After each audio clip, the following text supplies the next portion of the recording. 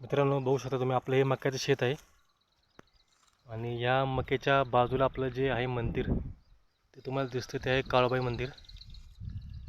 आपलं मक्याचं क्षेत्र आहे आणि ही मका तर रोज मी कापतोय बघा. ही कापत चालली. तर हे मका कापत असताना मला इथं मक्यामध्ये इथं कापासाठी मी आलो, तर इथं एक पक्ष्यांचं मला घरटं मक्याला लागलेलं मक्यामध्ये बनवलेलं दिसलं बघा.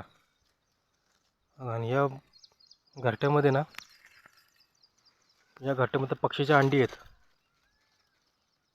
पण मी हे मका कापली नाही बघा, ही अशीच ठेवली. पक्षीचं घरटं त्यामध्ये अंडी आहेत, ही मका मी अशीच ठेवली बघा.